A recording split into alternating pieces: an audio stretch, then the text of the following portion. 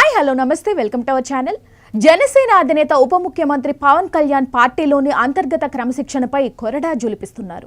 కూటమి ప్రభుత్వంలో కీలక బాధ్యతలు నిర్వర్తిస్తూనే పార్టీ గీత దాటుతున్న నేతలను కట్టడి చేసే పనిలో పడ్డారు. తాజాగా పార్టీ సీనియర్ నేత తన సోదరుడు నాగబాబుతో పాటు మరో ముఖ్య నాయకుడి తీరుపై పవన్ తీవ్ర అసహనం వ్యక్తం చేసినట్లుగా సమాచారం. పార్టీ విధానాలకు కూటమి ధర్మానికి విరుద్ధంగా జరుగుతున్న కొన్ని పరిణామాలను ఆయన సీరియస్గా తీసుకున్నారని, ఈ క్రమంలోనే ఆ ఇద్దరికి గట్టి హెచ్చరికలు జారీ చేశారని పార్టీ వర్గాల్లో చర్చ జరుగుతోంది. ముఖ్యంగా కొన్ని ప్రైవేట్ మీటింగ్స్, సామాజిక వర్గ సమావేశాల విషయంలో పవన్ కళ్యాణ్ అభ్యంతరం వ్యక్తం చేసినట్లుగా తెలుస్తోంది. నాగబాబు, సదరు మరో నేత కలిసి నిర్వహిస్తున్న లేదా హాజరవుతున్న కొన్ని సమావేశాలు పార్టీకి, ప్రభుత్వానికి నష్టం కలిగించేలా ఉన్నాయని పవన్ భావిస్తున్నారు. అధికారం వచ్చాక ప్రజలకు సేవ చేయడంపై దృష్టి పెట్టాలి తప్ప ఇలాంటి అనవసరపు సమావేశాలతో గ్రూప్ రాజకీయాలను ప్రోత్సహించడం సరికాదని ఆయన మండిపడ్డారని సమాచారం.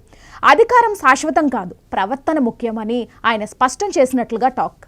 గతంలో కూడా నాగబాబు చేసిన కొన్ని వ్యాఖ్యలు, సోషల్ మీడియా పోస్టులు పార్టీని ఇబ్బందుల్లోకి నెట్టాయి.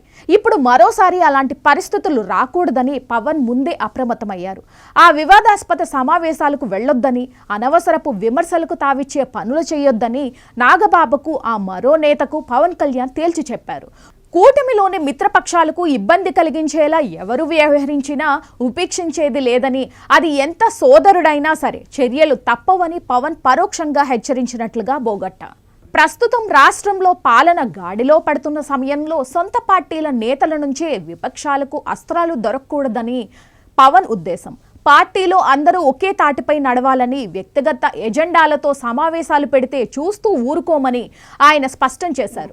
ఈ పరిణామం జనసేన వర్గాల్లో కలకలం రేపుతూ ఉండగా, పవన్ తీసుకున్న ఈ సీరియస్ నిర్ణయం పట్ల పార్టీలో క్రమశిక్షణను పెంచుతుంది అని విశ్లేషకులు భావిస్తున్నారు. నాగబాబు ఇకనైనా ఆ సమావేశాలకు దూరంగా ఉంటారా లేదా అన్నది వేచి చూడాలి.